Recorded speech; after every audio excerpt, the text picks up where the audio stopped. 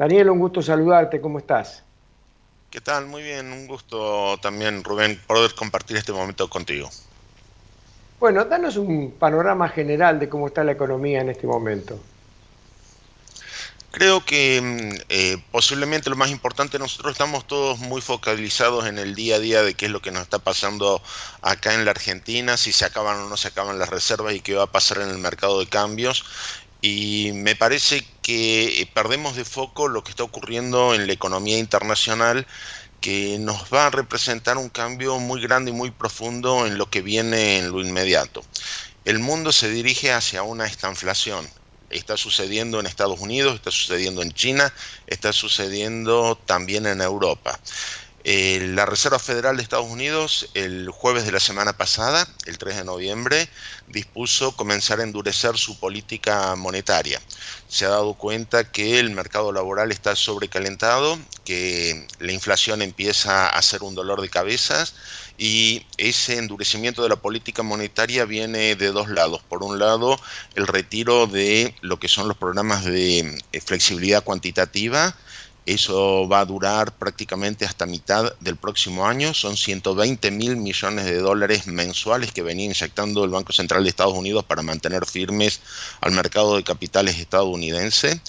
Eso es aproximadamente por mes tres veces las reservas internacionales que tiene el Banco Central de la República Argentina, para que tengamos una dimensión. Solamente eso es para ayudar a que los precios se mantengan altos en el mercado de capitales estadounidense. Y a partir del segundo semestre del año que viene, se vendrá una subida en los tipos de interés. Esto implica un dólar que se va a ir fortaleciendo, esto implica una caída en los valores de las materias primas que exporta nuestro país, que el dólar que nosotros necesitamos utilizar para pagar la deuda externa sea cada vez más costoso poderlo acceder, y que los flujos de capitales internacionales que están dando vuelta van a ir a buscar el refugio seguro de los Estados Unidos, con el riesgo de una eventual burbuja financiera en el segundo semestre del año que viene allá por Wall Street. Todo esto lo que está representando para nuestro país es un entorno mucho más difícil de poder negociar que hace un año atrás, cuando teníamos que cerrar el acuerdo con el Fondo Monetario Internacional, luego que en agosto del 2020 Argentina había logrado renegociar la deuda con los acreedores privados. En aquel momento la tasa de interés era baja, ahora está empezando a subir. En aquel momento la pandemia era un problema en el mundo, hoy en día está dejando de serlo, de modo tal que conseguir ayuda actualmente en la Argentina es mucho más difícil que antes, y peor todavía si se endurece el discurso político ideológico con vistas a unas elecciones que, después del mal resultado de las PASO del 12 de septiembre de este año, en este momento el gobierno trata de revertir como sea, y esto es, aunque parezca ilógico desde el punto de vista de la posición negociadora de Argentina hacia afuera, desde puertas adentro significa dar un mensaje muy claro a la masa de votantes que no se tomó el trabajo de ir a votar por el oficialismo hace un mes y medio atrás. Está bien, pero hay algunos problemas, Daniel, que son exclusivamente nuestros. Por ejemplo, ¿cuáles crees que son las consecuencias del control de precios? Creo que las consecuencias del control de precios prácticamente no la vamos a terminar de ver en términos de un impacto electoral, y tal como se encuentra planteado, que simplemente para unos 3 meses, es para llevar un poco de tranquilidad de corto plazo. No es una medida antiinflacionaria, no es una medida que vaya a lograr evitar que, si hay sectores que quieren perjudicar a los ciudadanos comunes y corrientes, eso no vaya a ocurrir dentro de 3 meses cuando se levanten los controles. Es simplemente, yo creo, que una medida para ganar la tapa de los diarios, sin mayor posibilidad de tener éxito en el desarrollo futuro de los niveles de la actividad económica. El problema real de la Argentina es que el Banco Central se está quedando sin reservas. La semana pasada, el día viernes, tuvo que pagar 430 millones de dólares al Fondo Monetario Internacional. Lo hizo usando parte de lo que había quedado del saldo de los derechos especiales de giros, que ya se había utilizado para otro pago con el fondo. y en este momento le está quedando 1.500 millones de dólares para pagar hasta fin de este año que está en curso, es decir, hasta el 31 de diciembre de este año. Teniendo en cuenta que de reservas líquidas de libre disponibilidad le están quedando 2.500 millones de dólares, si se fueron 1.500 millones de dólares para pagarle al fondo, mientras terminamos de arreglar, quedan 1.000 millones de dólares. El Banco Central utiliza alrededor de 500 millones de dólares estos meses para tratar de mantener controlado los tipos de cambio financieros y que no se siga ensanchando la brecha. De modo tal que en 2 meses se van 1.000 millones de dólares más y lo único que le quedaría al Banco Central para tener capacidad de pago son 3.500 millones de dólares de las reservas en oro que se poseen. Es decir, ya no estamos raspando la olla, sino que simplemente estamos tratando de vender la olla. Claro, y en el primer trimestre, si no me equivoco, hay unos 4.000 millones de dólares que vencen, ¿no? En el primer trimestre del año 2.800 que viene. millones a marzo. Para marzo, 2.800 millones de dólares que evidentemente solamente se podrían pagar si es que hay un acuerdo con el Fondo Monetario Internacional que diluye el pago, es decir, no pagarlo, ganar tiempo. La otra alternativa es vendiendo prácticamente el 70% de las reservas en oro que posee nuestro país, algo que en realidad es totalmente inviable y sería ya directamente como el último suspiro en plena agonía.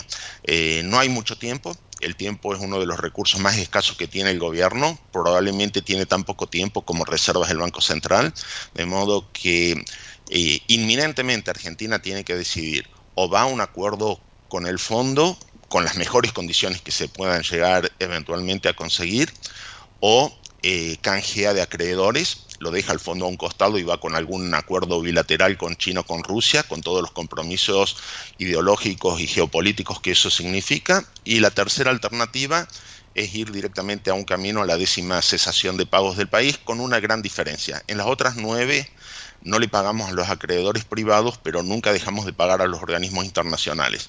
Cuando Argentina no pague a un organismo financiero internacional, automáticamente se le cierran las puertas, no solamente del fondo, del Banco Mundial, Banco Interamericano de Desarrollo, Club de París, Banco Internacional de Pagos de Basilea, etcétera.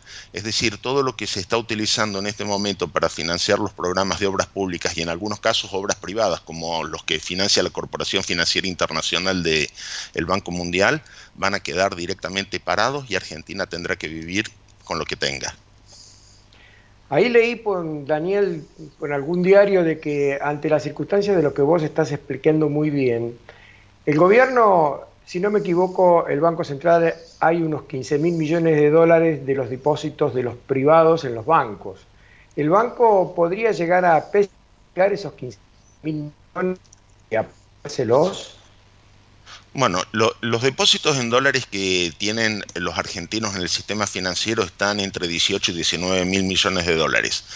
Los encajes, que es esto lo que computa como parte de sus reservas brutas el Banco Central de la República Argentina, están rondando los 11 mil millones de dólares.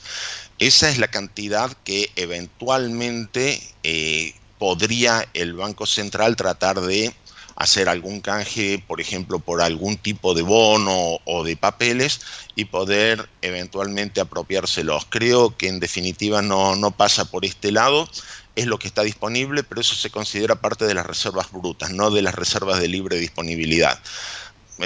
Argentina ya lo ha hecho antes a este tipo de situación de canjear depósitos en moneda extranjera por bonos que después se terminan pagando a lo largo del tiempo y a través de algún proceso judicial en el medio. Creo que hoy en día Argentina tiene que encarar seriamente la alternativa de si quiere negociar con el fondo y bajo qué características va a ser esa negociación con el fondo, si canjea de acreedores o si directamente va a una cesación de pagos. Arreglar con el fondo tiene distintas aristas. Básicamente hay 3 grandes caminos para negociar con el fondo. Una salida tipo Islandia 2008. Islandia lo que consiguió fue un arreglo en el cual se mantuvieron los controles de cambio, hubo tipos de cambios múltiples, no hubo ajuste fiscal inicial y no hubo devaluación inicial. Y parecería que esto es muy raro pensando en términos del Fondo Monetario Internacional. Pero Islandia tenía buenos antecedentes financieros y aparte eran solamente 2.000 millones de dólares lo que estaba pidiendo de renegociación.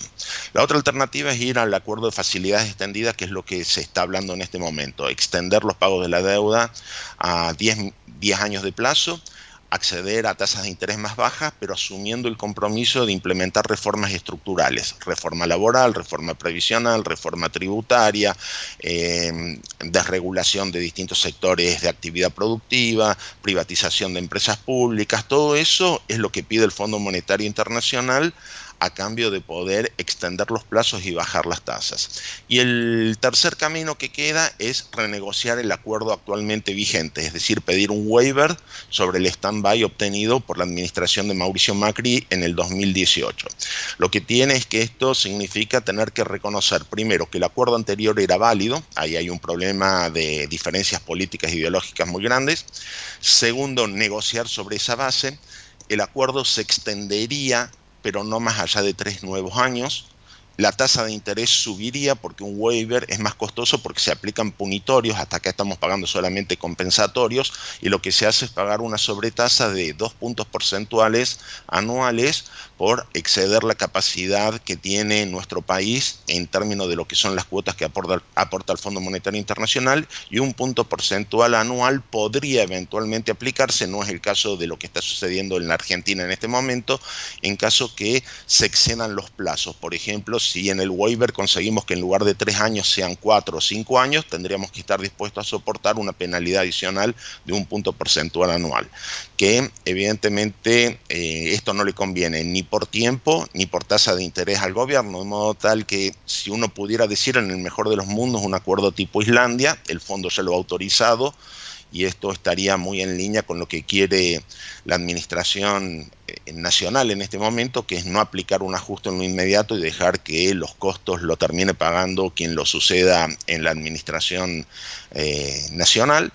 Y lo que se está negociando efectivamente el ministro de Economía, Martín Guzmán, es un acuerdo de facilidades extendidas, y Argentina quiere cláusulas incluso más benévolas que las que prevé el Estatuto del Fondo Monetario Internacional. Ahí no hay muchas posibilidades de poder apartarse. El fondo, para cambiar su estatuto, requiere 2 o 3 años, como lo que sucedió después de la crisis financiera del 2008. Ahí me avisan que me quedan 30 segundos, Daniel, y te quería preguntar si con este nivel de emisión que tiene el Estado estamos orillando el riesgo de una hiper. Si no hay un acuerdo con el Fondo Monetario Internacional y no hay un canje de acreedores, es decir, una salida en la cual la Argentina salga a hacer una cesación de pago generalizada, la única manera que va a tener de financiar al gasto público va a ser con mayor emisión, mucho más que la que tenemos ahora, y solo en ese escenario yo veo un riesgo potencial de una hiper.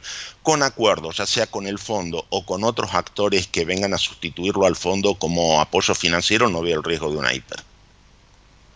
Está muy claro. Muchas gracias, Daniel. Un abrazo, hasta el próximo encuentro. Al contrario, muchas gracias a vos, Rubén. Saludos a toda la audiencia. Serán dados.